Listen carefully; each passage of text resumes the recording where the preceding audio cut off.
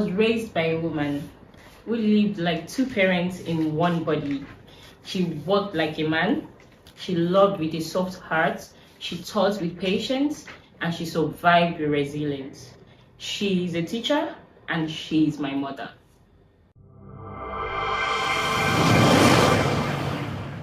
Welcome to the Offspring of a Single Mom, a podcast where I open the chapters of my life honestly, softly, and from the strength I learned from the woman who raised me. My name is Marilyn Taribo, and I'm going to be talking about the stories that broke me, rebuilt me, and made me who I am becoming. If you've ever fought through the weight of expectations, fought to create your own path, this space is for you. This is my becoming. This is our story. This podcast is not about pity. It's about healing, honor, and identity. Now, let me share with you my childhood story. My childhood story is so interesting. Where do I even start? So, I used to be a very happy child, or should I say I was a happy child. So, I grew up in an environment called Babalala Estates, and we were living in a 3-bedroom flat. We had a lot of friends in the area, like there was them Oresoya, them Jumoke Alabi, Doyin Bero. There were a lot of girls like to play around with. We go to lessons together, we do stuff together. It was really fun. And then I was a daddy's girl because I was the only girl and I had 2 boys I was living with as at then. So my dad would take us to school, he would bring us back. I mean, we're living the life. Like, when we are coming back from school, we bring Tantalizer, we'll go to Mr. Biggs. That time, those were the only 2 restaurants that were trending. Gen Zs cannot relate. So, along the line, something broke. I don't know what happened. We were still very young. All of a sudden, I think my dad relocated to Bayelsa. And that was where my whole journey, my life just changed. My life transformed. It was blurry. It became blurry, like blah blah blah sheep. So I remember that I was already almost done with secondary school around I can't remember, maybe 2001 or something like that. So I was almost done with primary school, and my dad left, and we went for holiday in Ondo State. We came back and we moved into this new apartment I know nothing about, from a 3-bedroom to a face me I kill you. And we got back. I remember it was my uncle that came to pick us, and my mom said, "Welcome to your new house." Hey, Charlie. Are you kidding me right now? Where is daddy? You know, me and my brothers, we looked at each other and we're like, what's going on? Like, it was so crazy. I remember crying my eyes out because I'm like, I don't want to stay here. It was a very horrible house. I don't know how my mom picked that house. She had a horrible taste. She picked that house, and you know, that was where my life changed. I became, you know, this girl that used to be inside, indoor, just with her friends from the streets, like I mentioned before, to living in a face me I face you. It changed everything for me. And then secondary school came. Okay, so towards the end of primary school, there were days when my mom did not have enough, and you know, we had to trek to school. That was where I knew that fuck, we are doomed. That was where I knew that this is a different ball game entirely. I don't even know how to put this honestly, but like, it was not funny as at then. It was not funny at all. So we left primary school, and my brother resumed to one particular federal government college. I was still young. I wanted to go to Igon Babi high this year as at then, and my dad said, after I wrote the exam and I passed, my dad said I was too young. So we got to know about IADC because the Oresoyas went to IADC, all of them. So we got to know about IADC through them. So we wanted to go there because Sheung, my friend, was already there. We got there, and my dad said I was too young, and you know, I shouldn't go to a boarding house, and I stayed back with my mom. So I bounced around schools. I went from different schools to the other. My mom cried a lot. As a child, I knew that my mom cried a lot. Oh my God. She was always crying like at midnight. It's like, oh my god, this was not what you promised me. She would call my daddy's name. This was not what you promised me. Like she would cry a lot of times, like too much, like too much. Honestly, it's even going to get me emotional. Anyway, secondary school was no fun. It was a case of, how I now became a debtor. I went to a school like that with some of my friends from the same primary school. So whenever they're like chasing people who are owing, then they put me in the corner with some other people, and then my friends will come and meet me and be like, yo, what's up, like why are you here? We know that you don't used to like default and stuff, like why are you? I'll be like, I don't know, like I think my mom, like so I'll call my mom with my guardian's number. Then God bless Mr. Adebayo. I'll call my mom then, and then she'll say, okay, give the phone to your guardian, don't call your daddy, okay? So I knew that something was wrong. Is either my dad was sending the money and she was not paying, or maybe she paid half, she would keep half, something like that. And then it just became crazy. So when I got to JS2, this kept on repeating itself, and I was like, you know what, mommy, just take me to a public school, and then we'll not tell daddy that I'm moving to a public school, but we'll still be collecting the school fees from him. You can imagine a GS2 girl, maybe I was like 11 or so, having that kind of idea or mentality. She was like, are you sure? I'm like, yeah, like just take me there. So I went to resume like GS3 in that school, and that was where I wrote my junior work.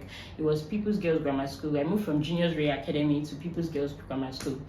And when I got there, I became the champion, like, because most of the things they were teaching us as at then, they had already taught me in my private school where I was coming from. I became the champion, local champion.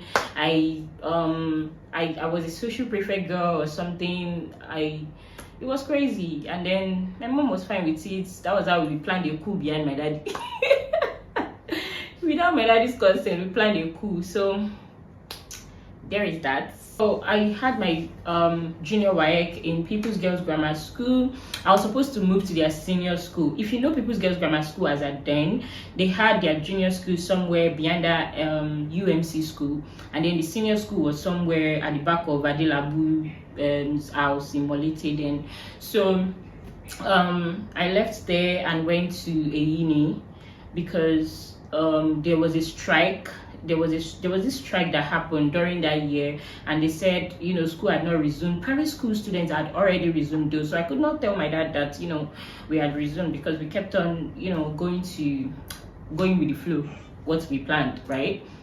So along the line, I eventually told my mom that I heard that there's a school that they are doing lessons. Maybe you pay 100 naira or so as at then, and is in Eyini. And if you know Eyini, like to Babalola Estate, it's not that far, it's trekkable. So I usually go from Babalola Estate to Eyini. I started attending the lessons there. It was cool. I was just happy to be going to school, honestly, because I love books. Like I was a good school girl, good school girl. I just wanted to go to school, learn. I was really eager. When I got to Eyini, everything was going well from the beginning. Like it was going well until we resumed, like school actually resumed. And I told my mom that since I've started going to this school, let me just continue, right, instead of going back to PGGS. And she got me the uniform, got me a road and everything. Grades were good, it was easy peasy. This school, when I tell you that this school changed me, I was literally living a double life. I was living a different life at home. I became a tomboy. In school, I was doing a different thing entirely. I stopped going for lectures. I mingled with bad boys and girls.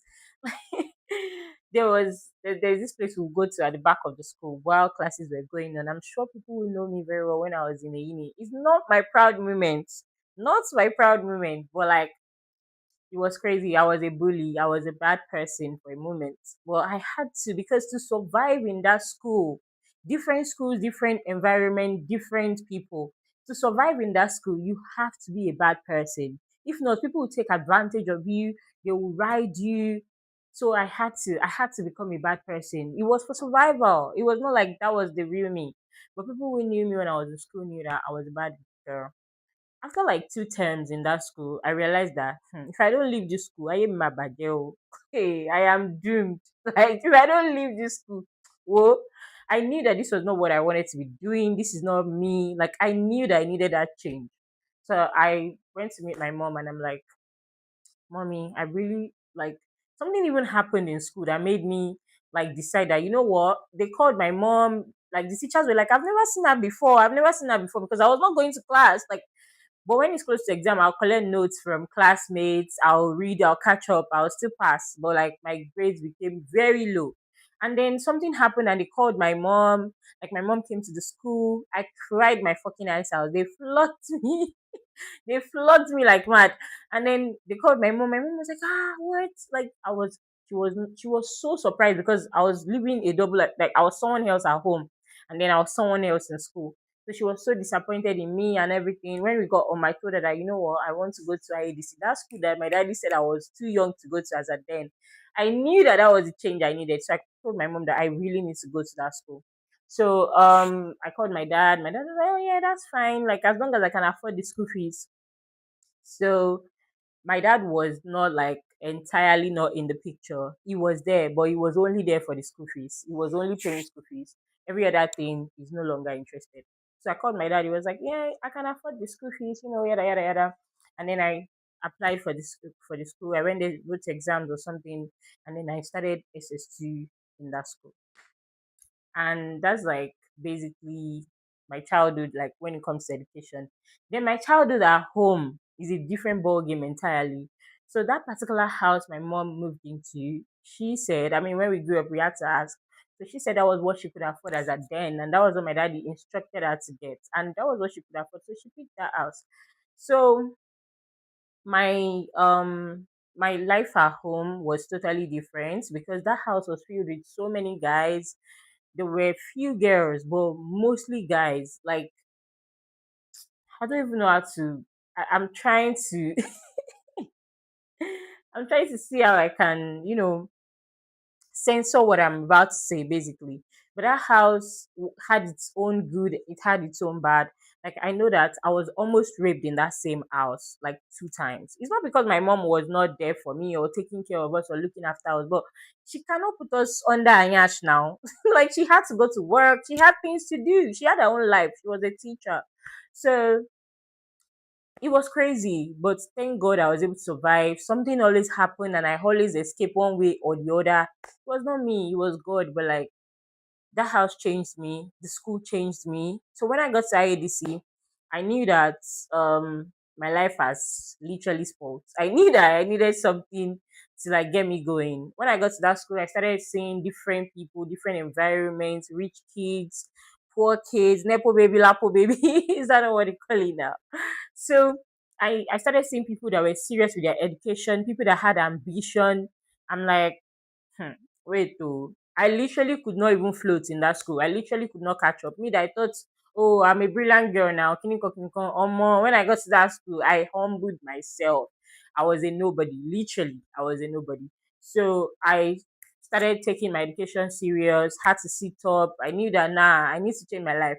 And the rest is history. I finished in that school. It really, really shaped me, turned me to who I am today. I became more ambitious. I traveled, at least I didn't school in Nigeria, so that also helped. Like I became very, very serious with my life. But like um, I think that's more of the childish story. I need to give you guys this context because there are things that I'm still going to talk about later on in the podcast, and I'm going to be referring to this particular video. So if you did not watch this video, I'm not sure I covered everything, but I think I covered most of it. Most of it. So I'm going to be referring back to this, and so this is why you need to watch the first episode. And if this episode actually resonates with you, congratulations. Hope to see you in the next episode. Until next time, keep becoming.